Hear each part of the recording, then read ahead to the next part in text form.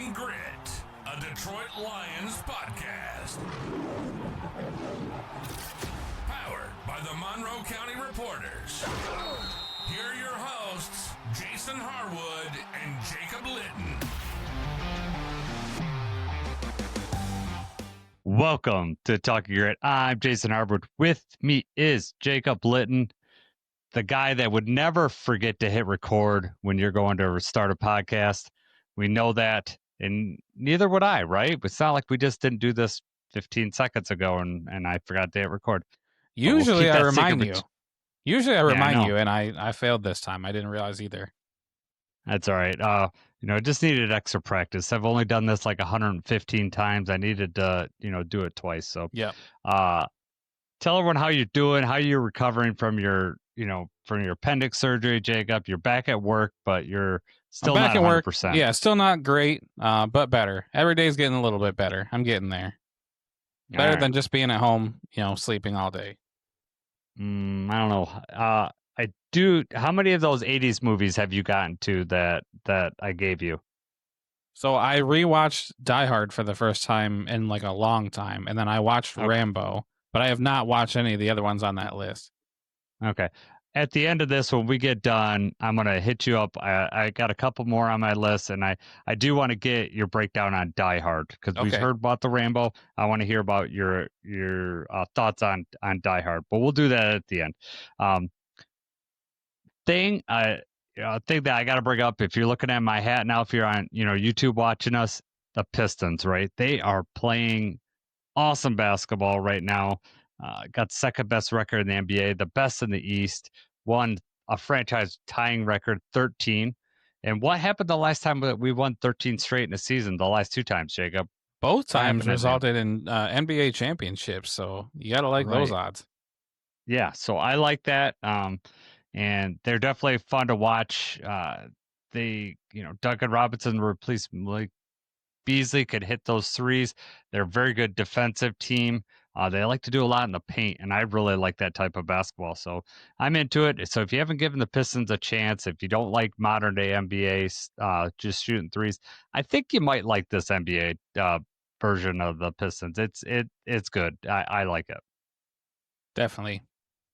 They're a physical team. It's basketball. It's not like what some people think basketball is.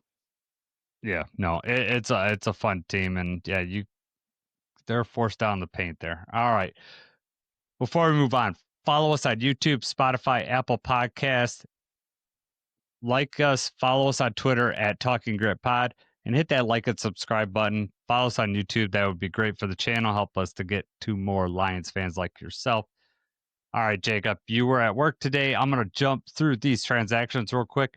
We waived defensive line Quentin Jefferson, Arthur Mullett, and Nick Whiteside today to make room for guys coming off the injury report. That's Marcus Davenport, Josh Paschal, and Miles Frazier. So it'll be good to get those guys back. I'm really sad to see Nick Whiteside go. Hopefully he gets back on the practice squad. Good story, decent player, somebody we were rooting for throughout training camp. So luckily somebody we did not have to rely on too much, though. So, I mean, it was an easy choice, to waive. Yep. Still want to give him his chance. He did what he was supposed to do. He was not, you would think he would be in the game and they'd be just picking on him. But at no point did I feel like, oh my God, this guy's just getting picked on. It wasn't a Kindle Vildor out there. He was, holding his own, especially in that Buccaneers game when he really had to shine. Yeah, we had to rely on him a lot in the Buccaneers. DJ Reed was back last game, so I don't think Whiteside played, right?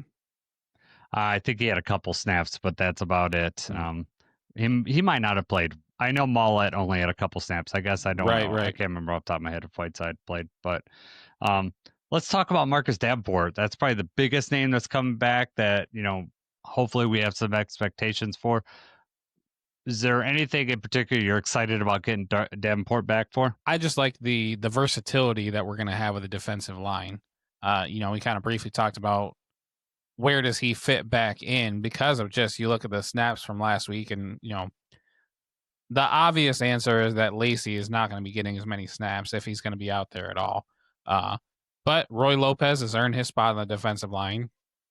You've got Tyleek, DJ Reader, and Aleem all in the middle, obviously. And now you've got Davenport, Josh Pascal, Al-Quadin Muhammad, Derek Barnes, a lot of times, lines up on the edge like that. So I just like the option of having everybody healthy and being able to constantly rotate some of these guys. And obviously Hutch is going to be out there 90% of the time, but the other guys, you can constantly keep them fresh, and then hopefully that makes them more effective. And Davenport is very effective when he's healthy and when he's out there, he can be a force. So Yep. let's just hope he stays healthy. Yeah, exactly. I mean, that's a big ask, obviously, in his career and just his time with the Lions. It's, he's out there for a couple of games that he's injured. It'll be interesting to see what his snap counts look like. Are they going to be cautious with him, or are they just going to take their chance and, see if he gets injured? But we'll see. I like the idea of Aleem being pushed inside a little bit more, Davenport being on the outside, try to get some pass rush up the middle because we need to get to the quarterback faster. It obviously showed last week. Coverage wasn't holding up on the back end, and they were able to hit some huge explosive plays on us. And you can't be successful and win games like that. No, you cannot. All right. So normally we would have Dusty on for the Packers. Just didn't work out this week with the tight week. So we are going to be doing the Packers preview on our own here, which is fine. We're really familiar with this team. Obviously, we've already played them once this year. Jacob, why don't you go through? I'm sure most people listening to this know who the main threats for the Packers are. But why don't you go through their ratings currently on PFF because people may not know that. Yeah, so just to revisit the main threats that are on offense, quarterback Jordan Love, Pro Football Focus has him ranked number 6 right now out of 40 for quarterbacks.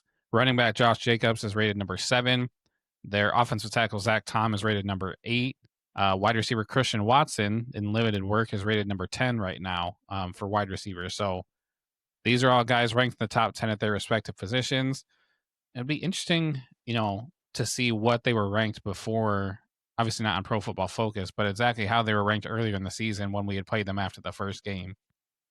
I know Christian Watson was not there, but you got to think the season they're being ranked higher as the season goes on. Yeah, the Packers are kind of like the team I don't know, we talked about on the last pod, they haven't beat a playoff team, the team that's currently in the playoffs yet, which unfortunately, includes us, but at the moment here. But if we win on Thursday, then they're going to be, 0-3 against playoff teams because we'll move into the playoffs and move them out, and then all of a sudden they'd have 2 losses, or no, they'd be 1-2, right? Because they'd have 1 win against us and a loss against the Eagles and the Lions. So we are currently 3-2. So we've played some higher level teams. I know that a lot of fans are down on the Lions right now, but we have played some playoff caliber teams, and we're above 500 against those teams. So that's something to hang your hat on. I'm happy about that. That's not something anybody else in our division can say. And these, the Packers and the Bears have to start playing some playoff teams, and we'll see how they fare. See if, when this matchup here is going to, have a lot to say what happens the rest of the way in the NFC North. Absolutely. All right.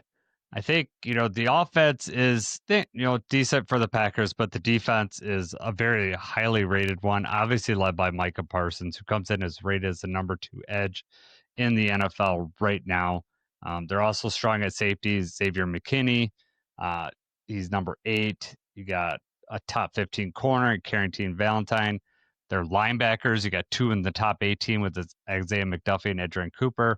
Their other safeties, Evan Williams is rated 22, and I'll put Rashawn Gary in here just because of the Michigan connection, and we know what type of player he is. He's currently rated number 42 edge. So, just based on, at this point, Rashawn Gary is who he is. He could have explosive plays, but then he'll disappear sometimes.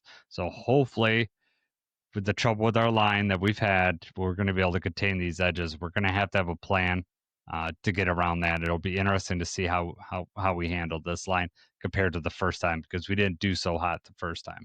Exactly. Hopefully our communication's better. But we're going to have some difficulties there as we get to the injury report. Yeah, that's the key. We've already seen them once.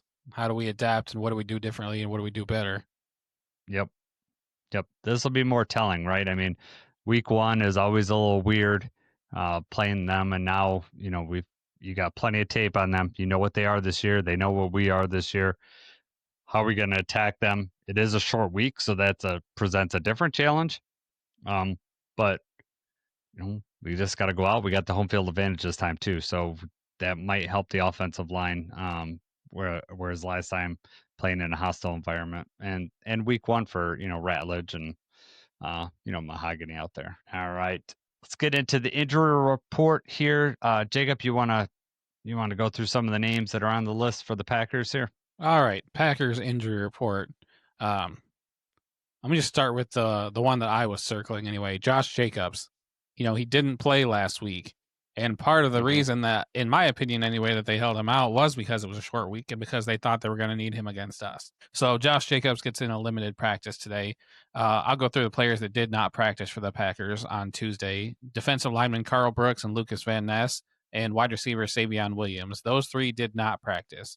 You got a full practice out of Jordan Love, who showed up on the injury report with that shoulder still, Christian Watson, and Romeo Doubs, the wide receivers.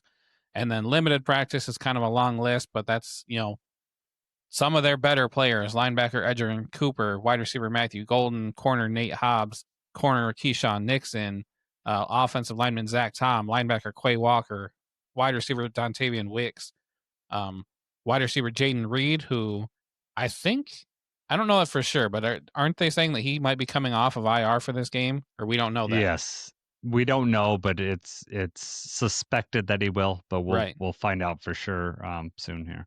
Right. So I mean, all things considered, this might shape up like how the Eagles game did, where we're coming in against a presumably pretty good team that is pretty much healthy too. Mm-hmm. Yeah, we'll see. I mean, they're getting some of their players back. The Josh Jacobs thing is going to be huge for them, whether he comes back. The Lions usually do a pretty good job, with Josh Jacobs, but that just gives another weapon, another thing you got to put resources into. And frankly, I'd rather put more resources into getting Jordan Love to the ground. Yeah, we're going to need that. We're not going to be able to let him move around like we did Jameis, because we know what the Packers like to do. They like to chuck it deep, and that's not. I mean, that's not ideal if you're looking at Christian Watson is healthy, Romeo Doubs, Jaden Reed, Matthew Golden. Those are all shifty, quick guys that are going to be able to get open downfield, and you can't ask the corners to hold on to them for 3 or 4 seconds. All it takes is a step up a little bit, moving around the pocket, and they're going to have somebody down there. And that's what they did to us last time we played the Packers on Thanksgiving. Chuck it deep, and you're going to find somebody. And we just absolutely cannot afford for that to happen. Yep. So you already mentioned the players on IR for them that are notable. I'll say Jaden Reed, which you mentioned that might come out, but obviously Tucker Kraft, which Tucker Kraft had some pretty big gains for us, and he's always been an outlet for Jordan Love. They're remind me who their backup tight end is, Jacob. Oh man, the name has escaped me right now. Yeah, let's look that up here. See, on a well-prepared day, I'd have that ready to go. Musgrave, yeah. So, okay, I'll start over. So, Tucker Kraft tore us up in week 1, to be honest with you, and is just an outlet for Jordan Love. Musgrave is a replacement. He has not been doing nearly as well. So, that's good for us, but it's kind of equal. We're kind of, with Laporta being out, that's kind of a 1-for-1 deal on that, really, when you figure, because Laporta had, out of any of our receivers / tight ends, he had the best day in week 1. And that was like in that one drive right before the half, we were tearing him up over the middle. So missing Laporta is going to be huge for us, but they're missing Tucker Kraft, so that's kind of a wash. They're also Eldon Jenkins, their center / guard. He's on the injury reserve right now, so that's notable. I think that Luke Musgrave's helmet will fly just as far when Brian Branch throws it. So, yes, I was wondering about that myself. Man, I don't know if you didn't see it at work, but every time Kirby Joseph gets mentioned to a Packers fan, they just call him like the dirtiest player or whatever, and it blows my mind because I just don't see Kirby Joseph as dirty. Now, I could see Brian Branch being called that just because of all the stuff that he's done, hitting the players, getting helmet down hits, Well, and throwing the especially against helmet. the Packers. You'd think the Yeah, Packers double really have it out birds. for that guy, but they don't. Right. Yeah. And so, oh God, it just drives me nuts. I just really want to win this game. All right. Jacob, practice report for the Lions. Again, we're getting used to it being long, but there's some newer names on the did not practice list that's, will affect this game. Graham Glasgow has not practiced this week with a knee injury, so did not practice Monday or Tuesday. With it being a short week, that's not looking good. So I would expect Tristan Colon to step in there. We'll see how, maybe Graham gets into practice tomorrow. We don't know, but no practices on Monday and Tuesday kind of signals that he's not going to be ready. Dan Campbell said today that don't expect Kirby to play, which I was really disappointed. I hope he's back for the Cowboys game, but this is the 6th game in a row he's missed. They must, you wonder why we didn't put him on IR, and the only thing I come up with is we didn't know, like they expected him back sooner. And now if Absolutely. they put him on IR now, they're not going to, it's not retroactive. It's not like baseball where it's retroactive to like the last date play that you have some time. Football, we'd lose them for the next 4 games. So now we're kind of stuck in this situation. Right. What We've good had would healthy retroactively do anyway? Because you can't activate players for games that already happened, or Yeah, well, I'm just saying, like, if you were to be able to say, well, put him Just on for the this IR week, and he or- only has to miss, like, so many more games or whatever. right. But no, he'd be at a minimum of 4 more games out. You also have to think that, like, we only have so many players you can return. So if they thought he was going to be back and only miss 4 games, they were probably trying to preserve that. I know we had some other injuries in the secondary, but we also had healthy scratches for the last few weeks. So it hasn't been hurting us from a roster construction point of him being on the roster.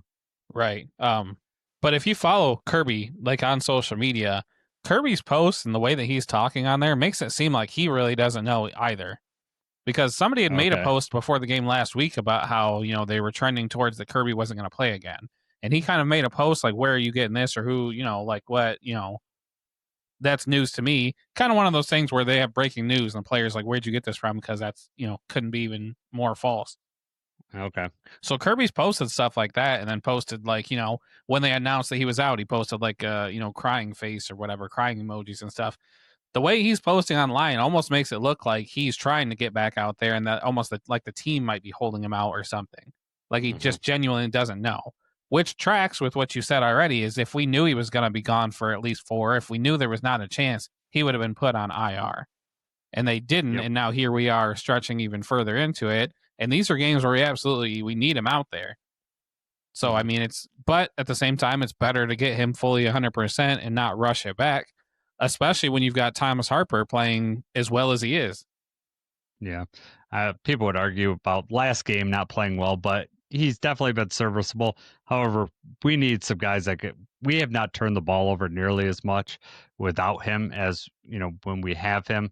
And he is an absolute ball hawk and game changer. So we definitely need him. This True. stretch, Harper got a pick last week. He did get a pick last week, and that was awesome. From the pick machine, Jameis Winston himself. Just didn't throw enough picks, in my opinion. Yeah. Go through the rest of the list here. You got Josh Pascal, who practiced Monday, did not practice today, which the fact that they got to bring him up that's not a good sign. That he practiced and then he did not practice. So I don't know if we're going to be burning a spot, or you could put him on IR. But if we do that, then he's gone for the year. But at this point, are we still counting on him for much? I'm not sure. Right. Cleve Raymond did not practice, which that would give Tesla more opportunities at snaps, which I like his blocking ability. Khalif could block too, but Tesla's a little bit bigger. I just want to see even a short out for Tesla. Just get him involved in the game. Just get him in the rhythm of the game. I just want to see that. I hope that happens. If they can't get the This ball one's in a- Jamison Williams' hands, what makes you think that they're going to find ways that they can get it in Tesla? Well, I mean, Jameson Williams also probably has better corners on him and a lot more attention headed his way. Tesla hasn't earned that right yet. So True. I could say at some point they could get him the ball if they really wanted to. But we'll see. Brock Wright has not practiced this week, and we're already obviously very short at tight end. So then you're going to have Ross Dwelly or Anthony Firkser up at tight end, which I'm not confident about that. Maybe, maybe that's how we get Malcolm in the room. Maybe Malcolm just plays tight end. Aleem could come over and play tight end. That's how we get those guys snaps. The bigger issue with that is even in that scenario, they're not going out for passes; they're only blocking, and that's where Yeah, it hurts us. Yeah. Obviously, Brock Wright and Laporta are both really good blockers. But where it's going to hurt us is leaking out on their ability to catch the ball. And maybe, maybe they leave Firkser open and he's out there and they just completely let him go. Like, don't even bother covering this guy. And maybe he shows out and surprises everybody. I just don't like that that's even a scenario that has to happen. Exactly. I'm with you there. Terrion Arnold might be back from concussion. He is limited practice today, so we'll see how that goes. We might be getting him back. Taylor Decker, Tate Rallage still showing up as limited practice. And Jacob Saylor's limited practice, Benay Sewell limited practice, Isaac Tesla and Sione Vaki. Those are all limited practice. However, Miles Frazier, Davenport both have been in full practice all this week, so that's looking good for them to be activated tomorrow. And Brian Branch, who shows up down there with this toe or ankle injury, is been in full practice, so we expect him to go against the Packers. All right, Jacob, why don't we talk about some of the stats leading into this game? I'll let you go first with the points per game. All right. Points per game. Right now, Green Bay is scoring an average of 23.9 points per game, which is 13th in the league. While the Lions, we score 29.6 points per game, which is good for second. On the flip side, on the defense, Green Bay allows 18.4 points per game, which is number 5. And the Lions allow 22.1, which is number 12. So, I mean, when you average these out, it's a pretty even matchup. Our offense a little bit better than our defense, their defense a little bit better than their offense. Yep. Yeah, this defense is no joke. I mean, right up there with the Eagles as far as how tough I'm expecting it. The only difference is we're not playing at 30-mile-an-hour winds and we're playing at Ford Field. So hopefully we can, make some of these plays happen. Let's talk about that offense. So right now we have the fourth highest. All right, let's talk about our offense now. Total yards, we rank number 4, whereas the Packers come in at 13th. And we are the number 3 rushing team right now. I think Gibbs' 219 yards on Sunday certainly help us move up that ranking. The Packers, especially with Josh Jacobs, you'd think they'd be ranked higher, but they're right in the middle of the pack at 116 and ranked number 15 at 116 yards per game. I would have expected them to be higher, but they have struggled in the run game. I know they had some offensive line injuries. I'm sure that contributed to it, but I just don't. Josh Jacobs is not having that great of a year this year, at least numbers wise. As far as passing, it's pretty close at passing. We were ranked 8th. The Packers are ranked 14th, and it only 16 yards separate us between the two. So we're pretty even in that regard. How do we look defensively, Jacob? All right. Defensively, in terms of total yards per game, the Packers are ranked 4th, and we are ranked 10th. So we allow 312 yards a game. Packers allow 278 yards per game. Break that down rushing. We both have pretty good rushing defenses. The Packers allow 96.5 rush yards per game. We allow 101.7. So the Packers rank 6. We rank 11. That's going to be a huge story in this game is what rushing offense starts moving the ball and, controlling time of possession a little more. Passing yards per game. Packers only allow 182.3 pass yards per game, which is number 5 in the league. And the Lions allow 210.5 yards, which is 15th. Yep. Yeah, we took a big hit in this category last week, giving up almost nearly 400 yards in passing. So we obviously have to do better this week against the Packers. So, all right, Jacob, this is it. How are we going to win this game? I know you had to work all day, so I know you were probably thinking about it at work. You're like, screw work. How are we going to beat the Packers? That's what's more important here. What have you come up with? What was your first key to victory? The first one is just going to be limit those big plays, right? We just can't afford to let that happen, especially on third down. But just any of those 20, 30-yard chunk plays. I know the Packers seen what the Giants did to us last week, and they've got to be salivating at the thought of just getting a chance to do that. So got to keep the pressure on Love. We can't only rush 3, and we can't allow those big chunk plays. Yep. I put on here, be ready for a big shot early, because if you remember the Thanksgiving game from 2 years ago, when we went into that game with a lot of confidence and the Packers hit us early, and it really changed the dynamic of that game, and the Packers were on us that whole game. We cannot afford to let them go up early on us, especially with their defense and the way they played us the last time. So my first one that goes along with yours, be ready for the big shot early and just don't let it happen. All right, Jacob, you got another one? It's just going to have to be sustained drives. I know we kind of talked about that last time, but we've got to have longer drives. We cannot have these 1 minute, 2 minute, these quick, 3 and out.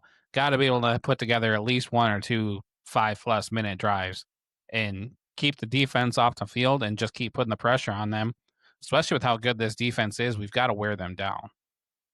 Mine is stay with the run game. I know early it might get bottled up and we might get frustrated, but we have to stay with it and give Gibbs opportunities to get through there. The Packers like to play back. One way we could get them to start, cheating up with their safeties is if we start hitting them with the run game. So that's what I'm hoping to do, and we got to stay patient with it. Obviously it's going to take our defense to stop the Packers and us to not get out of it early, but we need to stay patient with this run game. Keep, don't let them just, take off versus golf, because Parsons is going to be able to get through that line. If they've watched us at all, they're going to try to get, Parsons through the A gap right up through the middle of our defense, especially if Graham's not playing. They're going to test that.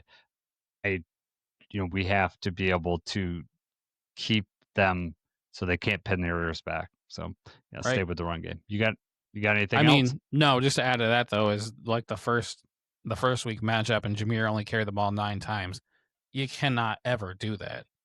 And it wasn't like we were down, by 3 scores for the majority of that game and we had to just continuously throw the ball.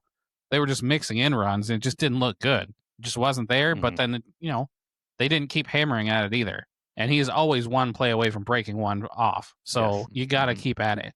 When they know that you're gone away from the run, and especially we had him in pass protection so much, we used him so much in the passing game, like just was not a good game plan, was not good execution either. This game's just got to look a lot different than the first matchup. It does. And by looking different is I want us to score first. We need to get on top of them. Like we need to stay on top of them. And so they have to play more honest and they can't just play this shell defense and, just, play with the lead. If we can get up, it's going to make us be able to be more aggressive. So score first, hopefully score often, but at least score first and stay up on them so that, they don't, because they're a very good tackling team. Like one of the top, like they don't miss tackles. And we saw that week 1, right? We were getting it out to Gibbs and they were making the tackles on them. So we could hopefully, they could make a mistake and we could do that. But if we stay up big and then we just keep moving the chains, we get those long drives like you were talking, like, just let it go, get second and third and manageable, get the first down and just, hold the ball, let our defense rest so that, we're ready to go when we need to and to get to Love. So scoring first is going to be, that was my number 1 key to victory, is just hopefully we could stay on top. Yeah. No, that would be huge. Keep the crowd into it, and he goes a long way playing from ahead. So, yes. Yep. Yeah, we don't want, unfortunately, as we saw the Boo Birds and the Giants, that there are some detractors and there are some people slipping back into old ways. Neither one of we're not like those people. We still have promise for this team. I'm still realistic and realize that, hey, we're just not a slam dunk Super Bowl team. However, I'm also not someone that some of these people just root for the Lions to lose just so they could be right about their narrative on Brad Holmes or Dan Campbell or how the team would be built. I mean, I feel like some of these people just, would rather be right than our team win. Yeah, well, some people are just like that. That's They strange to think about, that people would, on Thanksgiving, you go to the game and then you're going to boo or be, disappointed. And, I know. I hope there's nobody booing on Thanksgiving. Yeah, well, I'll be there. So, and I'm going to be thankful for the win. This is be my second Thanksgiving Day game that I went to. The first one when I was a younger kid, and I do remember going and having a good time. But this will be the first time going with my family. So, hopefully, I'm looking forward to Jack White at halftime. I'm super stoked about Right. that, and I'm hoping Bradley. I didn't tell you this, but last game when we were down 10-0, Bradley, my youngest, gets like, he's so emotionally invested that to calm down, he had to watch, he's watching Stranger Things right now. So he's watching Stranger Things on his phone.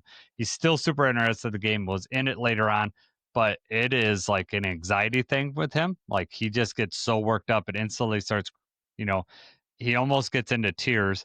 And then that bugs Preston, the 14-year-old. And instead of him letting it go, Preston makes fun of Bradley, and then it just makes it even worse. So I just let Bradley go. We used to just play music for Bradley to help calm him down, just get his mind off something else. But he was into Stranger Things, and frankly, I get it. It's anxiety is a real thing, and he still wants to be there, still wants, to see things. But he's also 10, and he's, It's hard to can't handle that emotion. It's hard to do at the game, man. When you're at home, it's it is. easier to be like, you're on your phone, you're trying to distract yourself, but you're still like looking, checking the score every so often. When you're there and you can hear the crowd, you can feel the energy and everything. I can't imagine what it's like to try to close yourself off. Yeah, you can't, and it's, I don't know. I've said this before. As a dad, it's just different. Like I'm more worried about my boys. Like obviously I'm super passionate about the Lions, right? And I'm dealing with my own emotions there. But this as a dad, your kids come before anything else, right? And so you're being partially protected of them, and you don't like seeing them hurt. But you also know this is what sports is about, right? So like sports is about the highs and the lows and dealing with all that, and like it's why we love it. It's also why it's so difficult sometimes. Right. Well said. Absolutely. Yep. So, all right, man. This is the big stuff. Roar alert. Who is the player that's going to make some noise for the Lions in this game? I'm going to let you start on this. It's hard when I pick Roar Alert because I want to pick somebody that I haven't picked before, but we've been doing this for so many weeks. It's hard to not have duplicates. So, I have to just go with what I'm thinking. And I think that Amon-Ra is going to I think he's going to have a better game. Last time against the Packers did not go very well for anybody really, but that's just somebody, especially with the drops and things we've been talking about, these like certain things that have been happening. I think that Amon-Ra is going to show out in a really good way. So that's my Roar Alert this week. Good. I'm going to pick a player that I picked before. Mine's Liam McNeil.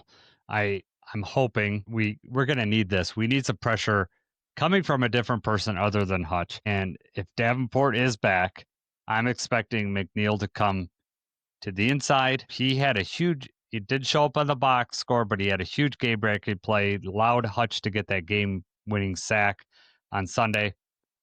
I'm hoping Aleem gets a sack in this one, but at least cause Jordan Love to get off his spot, move his feet into either Davenport or Hutch or Muhammad or whoever's on the outside.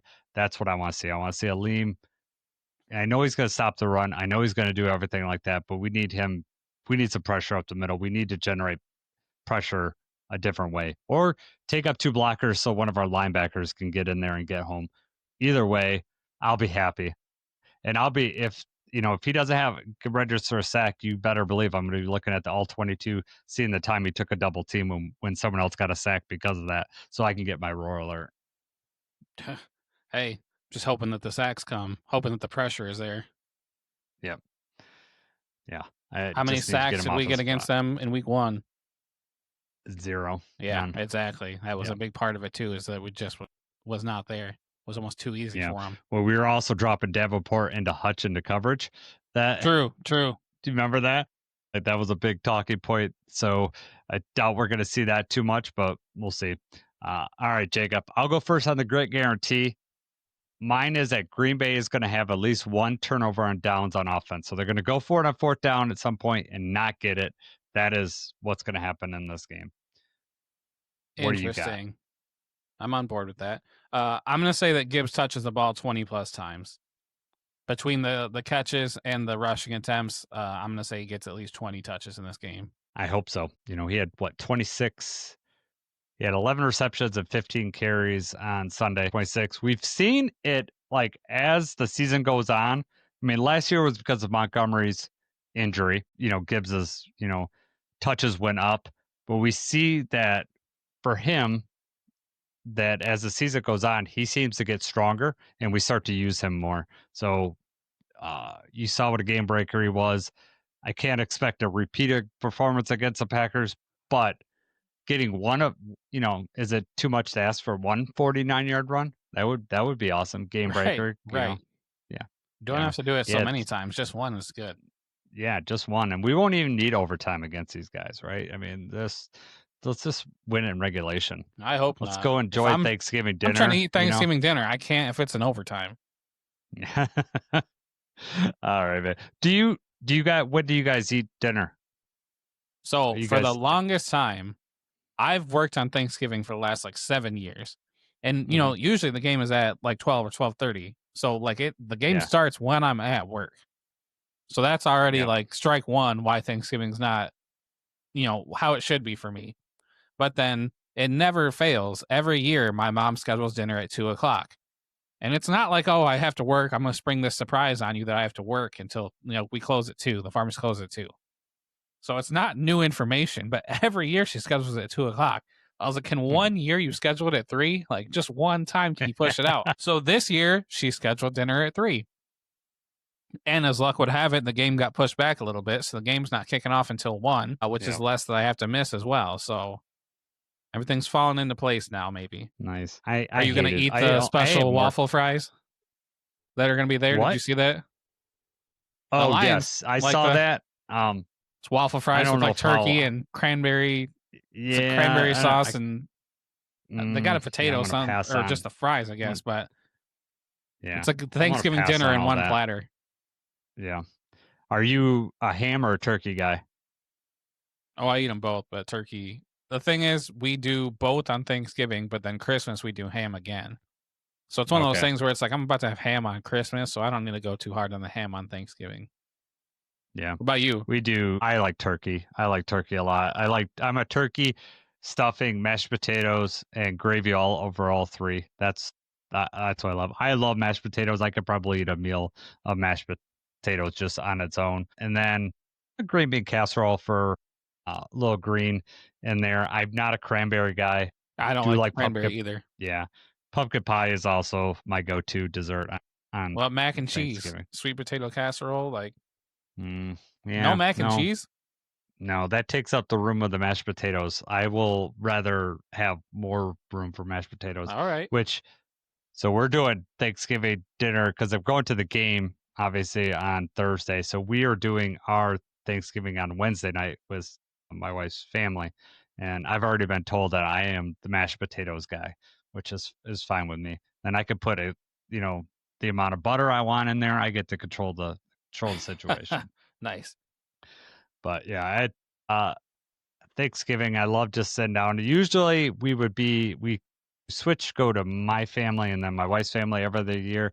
The years it's at my family, we all sit in front of the TV and then, dinner is done. It's never at a set time. It's like whenever it gets done. Generally it's during the game and we just go make a plate and eat in front of the TV. We're not, that side of the family is not like tradition where we all got to sit at the table and stuff like that. We're a sports family all the way. And that's the number one thing. And Sarah's family, we will sit all together. However, since I've joined their TV could swivel into the dining area. So I can if I were to play during Lions game, which we've done that in the past, I can at least know what's going on. Nice. You got to have access to the TV. I have to.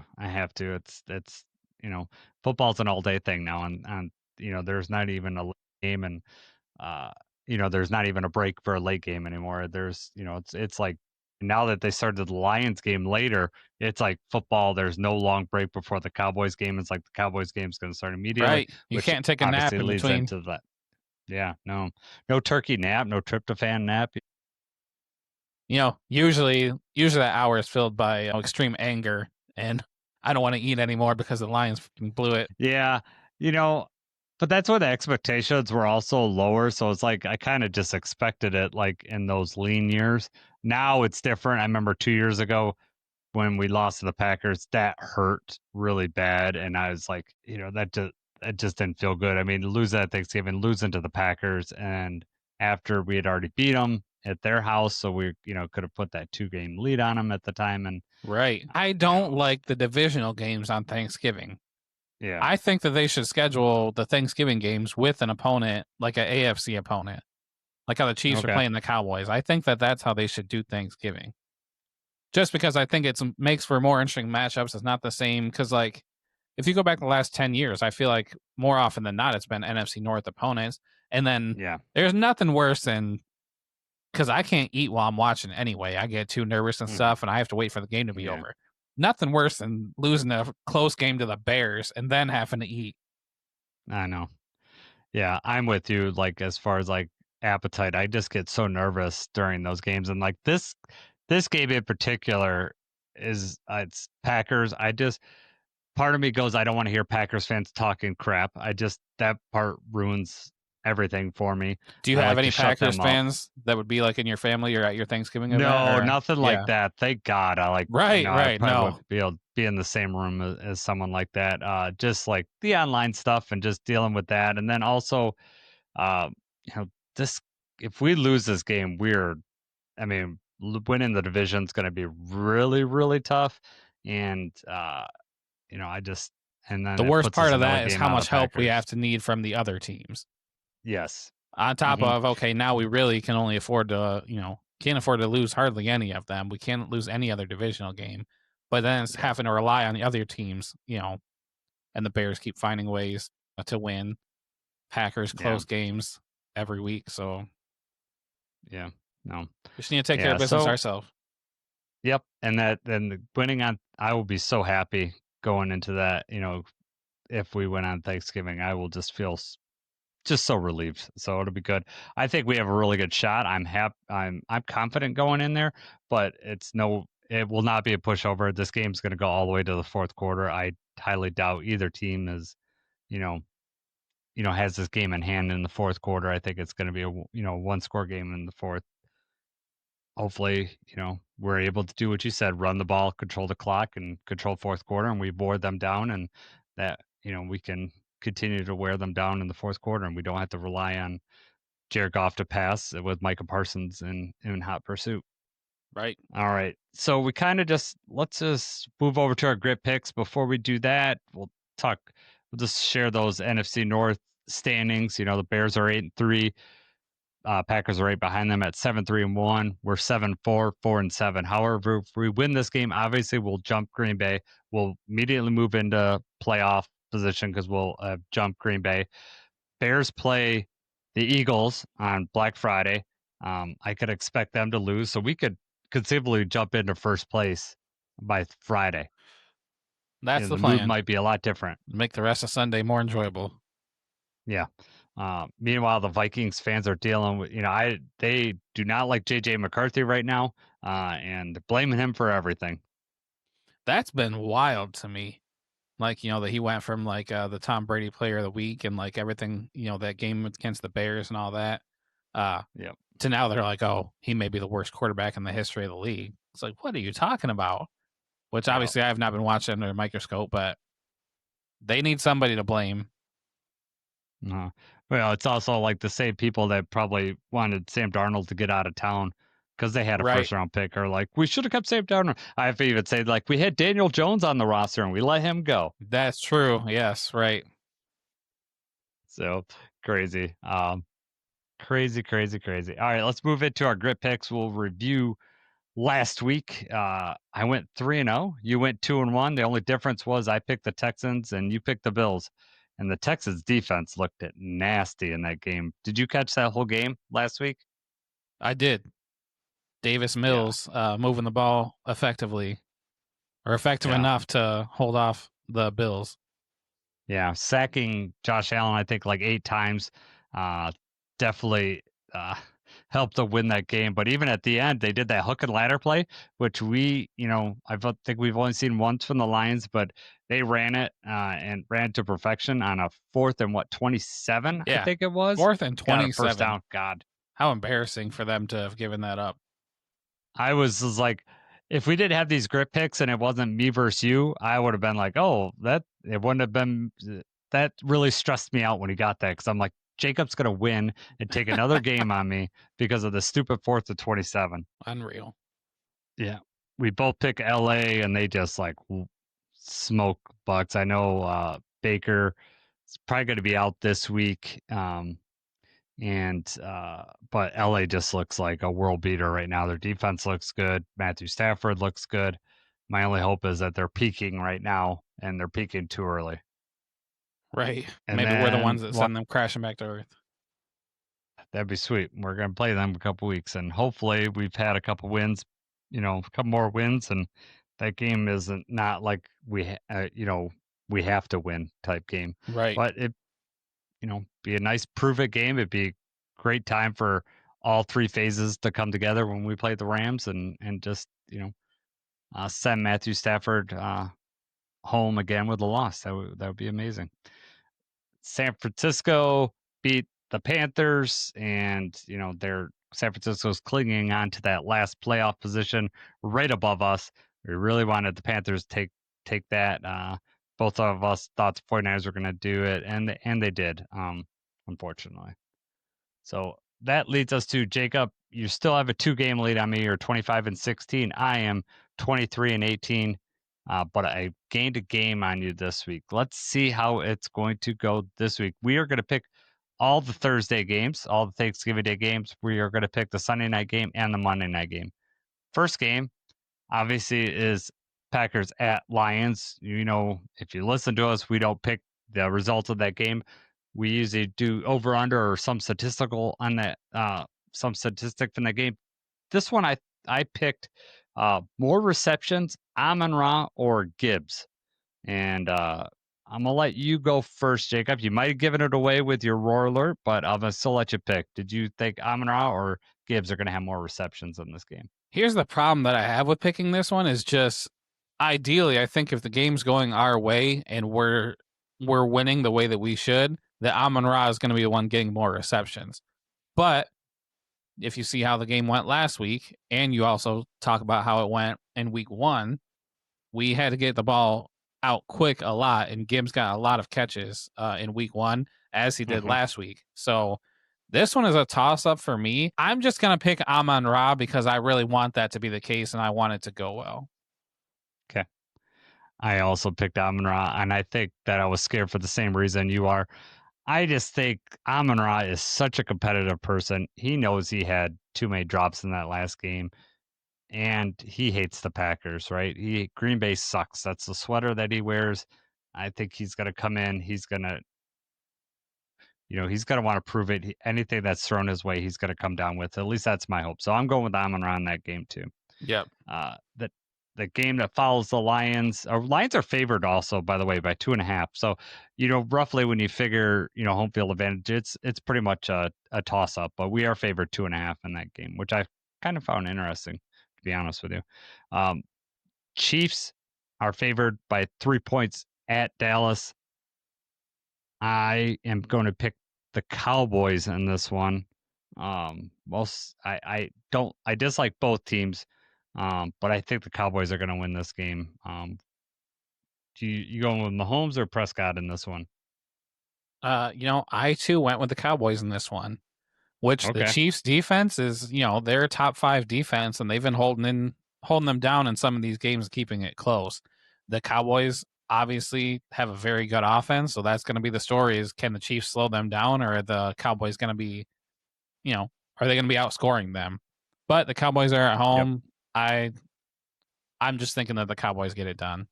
Coming off a big win against the Yeah. Eagles too, so we'll see. If the Cowboys win, I don't like that idea that they come in beating the Eagles and then beating the Chiefs, and then they come to Coming Ford in feeling Field, pretty high and mighty. feel pretty high and mighty. I don't like that. So if the Chiefs win, I can, especially if they like blow them out or something like that, then that might be all right.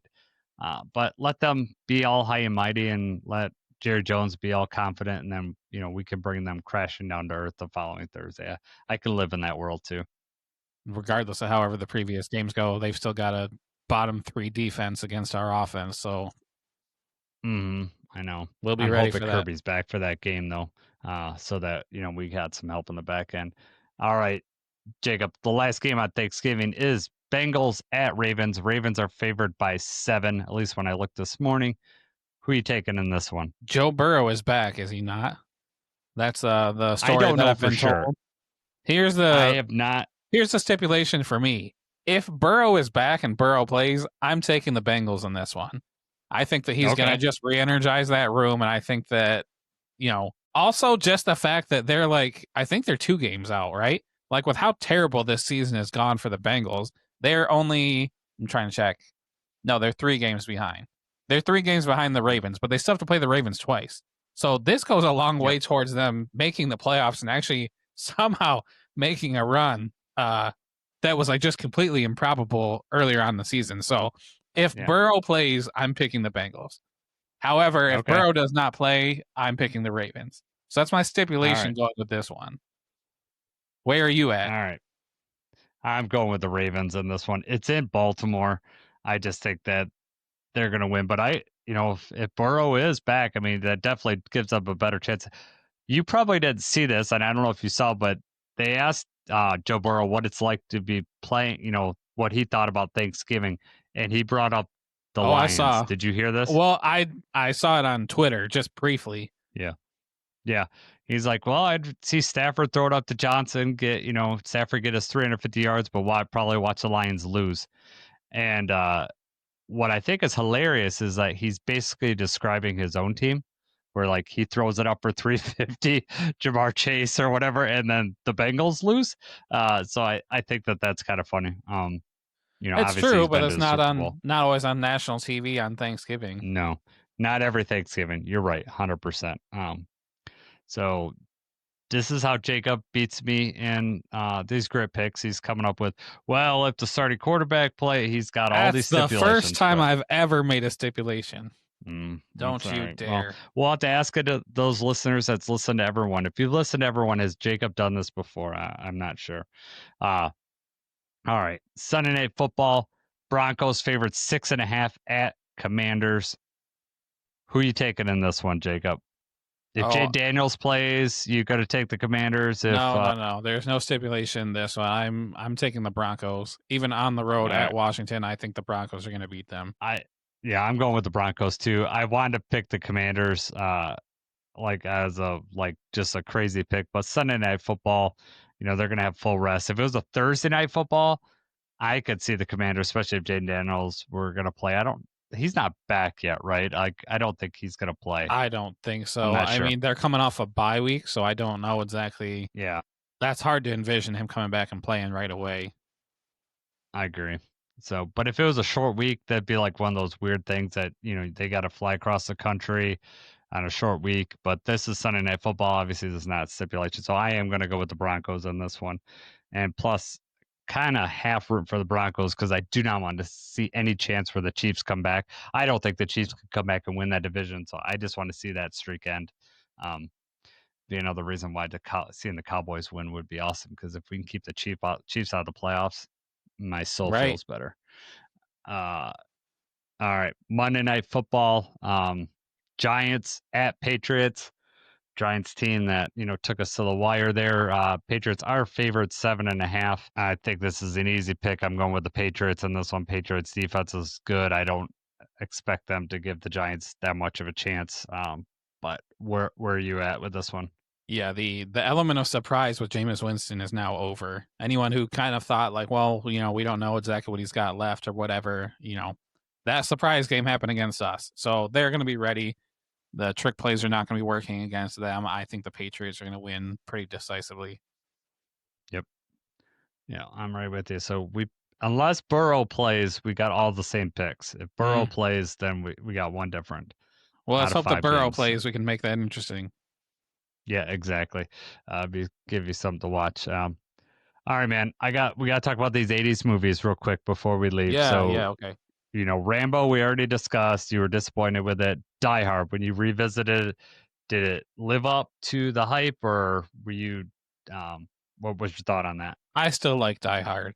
I mean, that was the first time I can honestly say, like, I sat fully focused and watched the movie straight through. Because, like, last time, Okay. there's other things going on, and I was younger, too, and it was just, like, whatever, I'm watching this movie.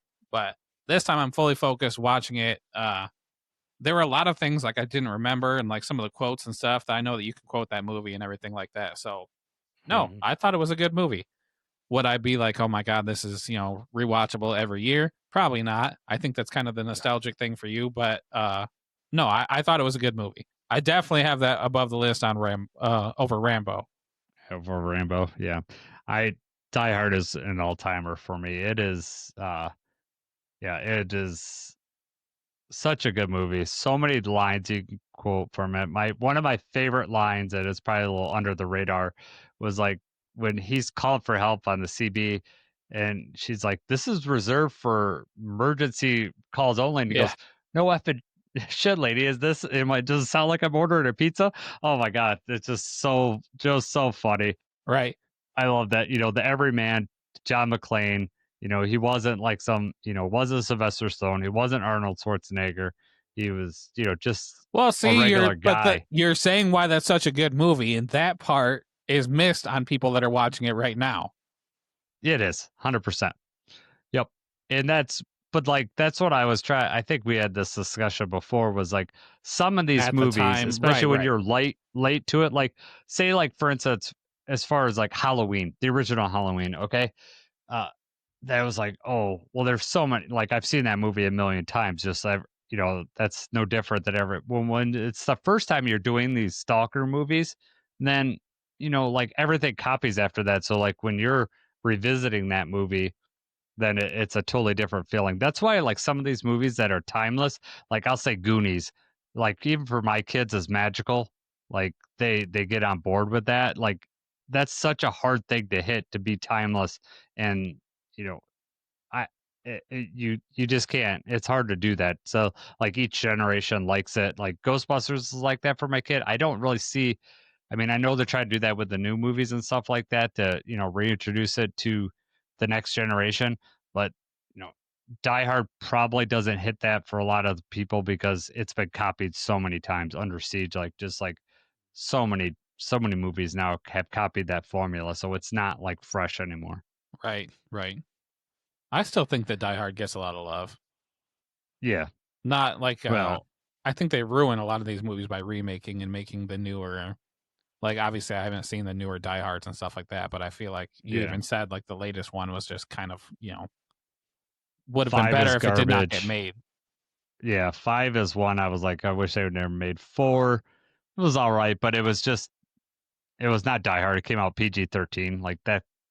John McClane's not a PG-13 type guy. Now 2 and 3, I probably rate 3 above 2, but they're like those 3 are just totally rewatchable, and I watch them over and over again. I watch them at least once a year. Now my big question is, Die Hard a Christmas movie? Do you think it's a Christmas movie? I mean, it takes place on Christmas. So now I've always heard that before. And it's like, well, you can't put that up there like, oh, you know what do we watch tonight? Do we want to watch Elf, Home Alone, or Die Hard? I don't think you can put them together. Die Hard for me. Now, I get that argument. I still think it's a Christmas movie, but it's not like it takes place on Christmas, so movie. I get that it's relevant towards Christmas. It's and they play Run DMC's Christmas song on there. I mean, there's Christmas music in the movie, so it's checking off some of the boxes there. It is. Before we get too far away, because you mentioned Ghostbusters, we were just talking about the reboots and stuff like that. Do you feel like they've tainted the franchise by making so many more movies, or are you on the opposite, like just super stoked that they're bringing it back? So I'm happy that they're bringing it back because I think you have to include all of them too. What? Well, the girl one, I'm not mad because it was a girl one. I'm mad because it just wasn't as good as the other movies. I liked the new ones with Paul Rudd. I love Paul Rudd, so that made it like Yeah. really positive. They chopped up the last one, and I think it could have been better. It was all right. There were some funny parts in it, but it wasn't great. Nothing matches the first one. I even like the sequel. I like number 2 also, even though it's more kiddie in nature. I was 9 when it came out, so it's still nostalgic to me. And I remember that was I'll tell you what, that one thing that I do miss that doesn't happen nowadays because of the internet. So, Ghostbusters came out in 1984, caught it on, regular TV like a lot of kids my age. Like it was the Sunday night movie. Like there used to be a thing, Jacob. It was like Sunday night movie, and you had to watch all the I commercials and stuff like remember, that. yes, the They would commercials, and they would have a big movie like after it had been out for a you'd year have to or 2 wait or for whatever. a week or 2 weeks or whatever. You had to circle it on the calendar, like, okay, they're showing Yep. this. We got to be prepared. We got to be in front of the TV because Yeah. VCRs, it was tough to program to record it or whatever, regardless. But what I want to get to in my story was that Ghostbusters 2 came out 5 years later, but there's no internet at that time. I'm not subscribing. I'm 9 years old. I'm not subscribing to movie magazines, so I'm not privy to what movies are going to come out. So I'm watching TV and a commercial comes up and it shows the slime. And then it's like 5 years later, it was a teaser trailer. And I flipped out because I was like, oh my God, there's Ghostbusters 2. We went and saw it opening night. I remember my 2 brothers, my mom took me, and my dad. We went, and it was a big family thing. Loving it. It's not as good as the first one. The first one's just magical to me, but I do like the second one. In fact, I watched it today. The second one I watched, I just had it Nice. up when it was, I can't think, like, now that I'm trying to think of it, I don't know that I've seen the second one, or if I'm just okay. like thinking of the plots of both of them and thinking that they're together, like they're one movie. So this is the Statue of Liberty one. Have you seen that one? I don't remember that. So you Or probably instead haven't of the seen it then. Marshmallow Man, it's the Statue of Liberty, or No, kind of similar. I mean, no, I'm not gonna. it's fine. Yeah, no, I'll watch that too. Yeah, so it's good. I don't want for anyone that's listening to this podcast still, I don't want to spoil Ghostbusters 2. It only came out like 26 years ago or whatever 26. it is. You're missing a decade. Yeah, 36 years ago. Yeah. Yeah, 36 now. Oh, a whole decade. My God. Yeah. What other Back to the Future on your list, the top 5 that I gave you, right? Which Right. you'd see before and you And liked I've that seen one. that several times. Yeah.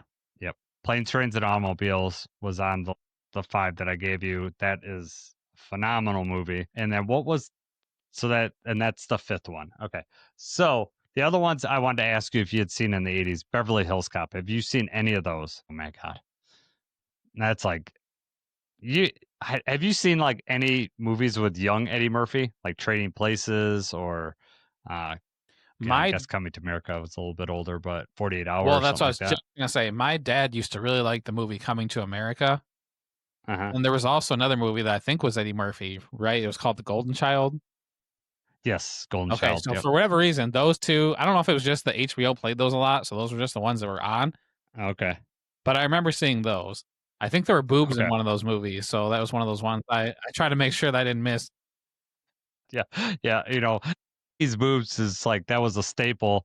And for, at that time there was no internet, right? So that was the only vestige. Like that was the only way you were going to be able to see them, right? You know which movie, like Trading Places, Jamie Lee Curtis goes topless in that one. In case you didn't know that, if you ever wanted to see Jamie Lee Curtis topless, that's the movie that you can get. I don't at all. So Trading Places is another.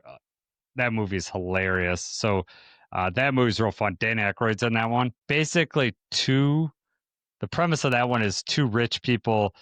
Basically, they will create an experiment where they think that Eddie Murphy's from the streets, and they think that it's about the nature versus nurture. So they think Dan Aykroyd's character came up with all the privileges and stuff like that. So they try to switch their places just naturally. So they concoct a situation where Dan Aykroyd gets caught with drugs. They plant the drugs on him, and somehow they get Eddie Murphy into Dan Aykroyd's job to see if he could do just as good as a job with all the perks that Dan Aykroyd has. And Dan Aykroyd and Eddie Murphy find out what happened, and then they foil this whole plan. But that movie is hilarious. Young Eddie Murphy is just so funny. But Beverly Hills Cop, especially 1 and 2, very, very good. 3 is not that great, but 1 and 2, I'd highly recommend those for 80s watching as well. Real quick, because this just came to me. I know we're way off subject here. Yeah. So there was a movie that I saw when I was younger that I have not seen in a while, but it was called Celtic Pride, and it was when they kidnapped Damon Wayans. Was that a good movie or no?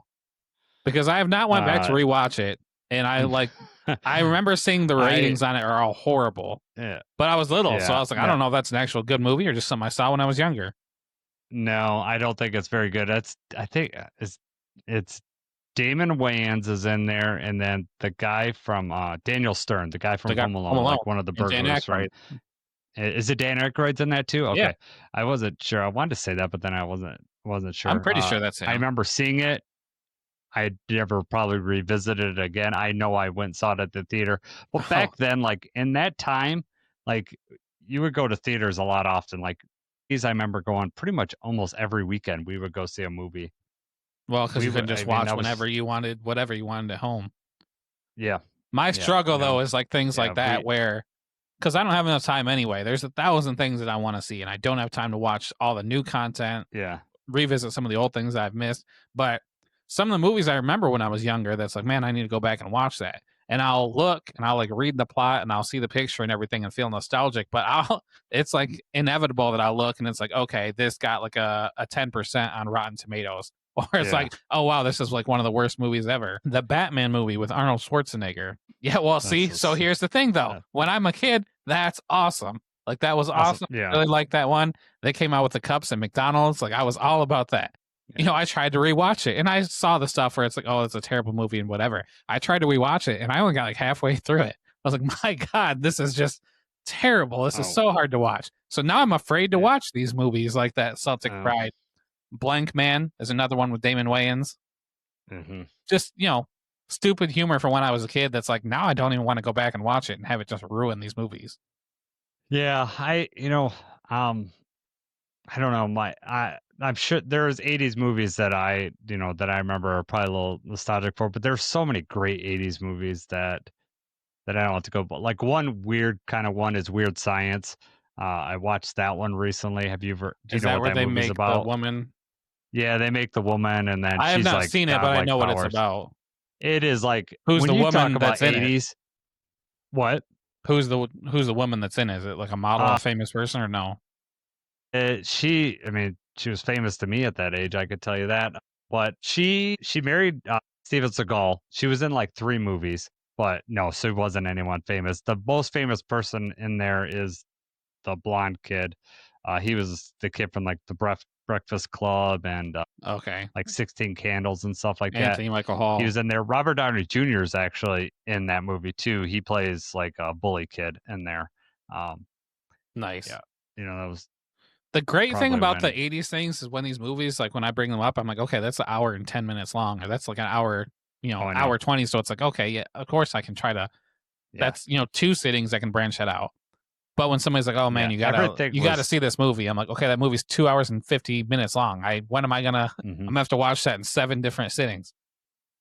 Yep, everything was so tight in the 80s, like 80 minutes. It was like a 85-minute movie, an hour and a half. Like, very rarely do you see an 80s movie like above 2 hours. Like, I don't think that really ever happened.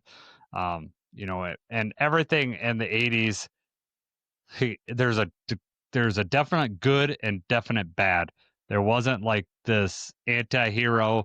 There wasn't like, okay, let's rationalize the bad guy's behavior. No, it's like, this guy is just bad. We don't need to know why he's bad. We just know that he's bad.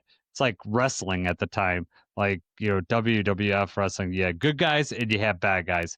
And, just there was no like people that everyone liked. Like The Rock or whatever, like that you had Hulk Hogan, everyone liked, whatever.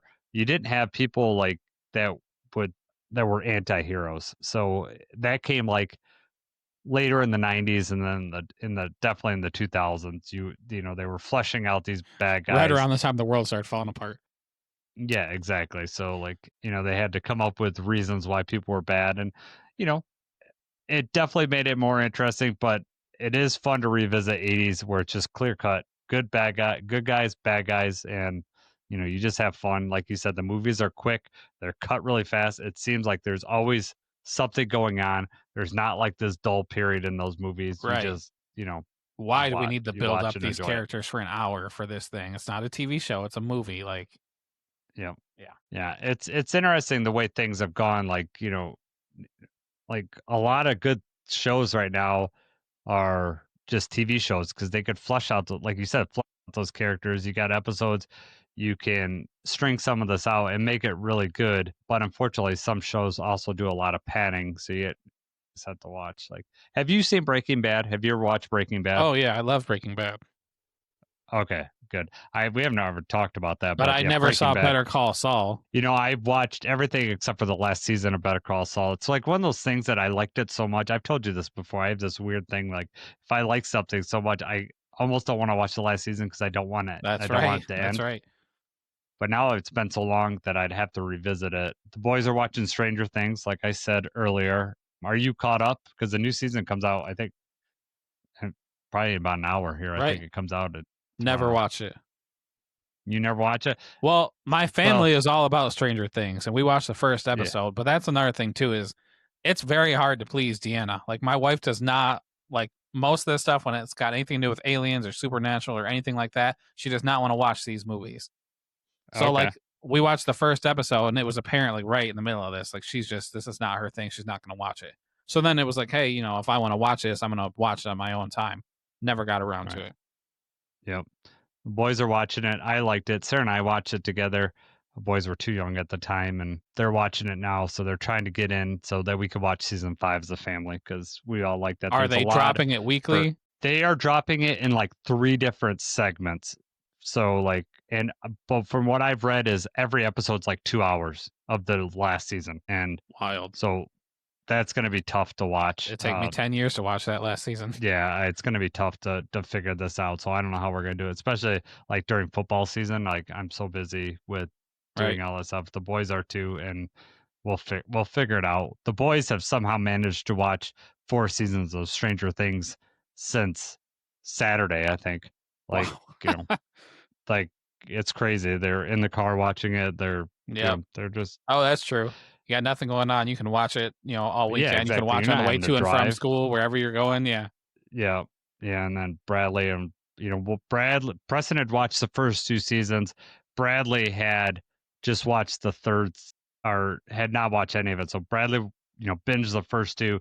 And then in the last like 2 days, they're almost through season 4. So to have a life when with we no rode responsibility. Cars, so I was going to say, I had to play with my Game Boy, and that was only if it was well lit. Once it was nighttime, you might as well just take a nap, or you're looking at the stars, or trying to pick up your own thing in your head. You didn't get the light attachment? Your parents weren't cool enough to get you the light attachment? No, I'm sure I didn't need the light attachment. No, that was rich people stuff, man. I had the Game Boy. Yeah. Oh man, Game Boy I didn't even Color. know they had a light attachment until I seen one of the kids at school. Like, you preppy son of a bitch. Yeah. Right? He's got What's Pokemon Red and Blue. Exactly, man. You got the Discman with no skip protection. Oh my God, you are the best. All right, man. We've kind of went down the rabbit hole here, but happy Thanksgiving to you, Jacob. Happy Thanksgiving to anyone that's stuck around with us this far. Tell us your favorite 80s movies. If you're in that category, I want to know what movie did we not mention? Terminator is another one, Jacob, you got to watch if you haven't seen that. That's awesome. Actually, so I put that with like the Ghostbusters thing where I've seen Terminator and I've seen several Terminators, but like now looking back, like I don't know if I'm just bundling all these scenes together and it's all like one movie to me. So original Terminator is just wild. It's awesome. I still like it more than Terminator 2. I know I'm on an island on that one, but I do. I really like the 80s nature of it, but yeah, you should watch that one and revisit that. Be fun. So, all right, man. Hopefully we're in, sending good text messages back and forth. I'll be at the game on Thursday. I will try to spoil it for you so you don't have to sit there and wait. And I'll probably try not to leave you hanging like I did on Sunday. I forgot to mention that. Jason sends me a text message like 20 minutes after the game is over, and he said, "We win." As if that was the spoil. I want you to spoil whether he made the kick and to make it I know. a tie. Yeah, I know. It's all I know. good. All right, man. All right. For Jacob, I'm Jason. Let's go Lions.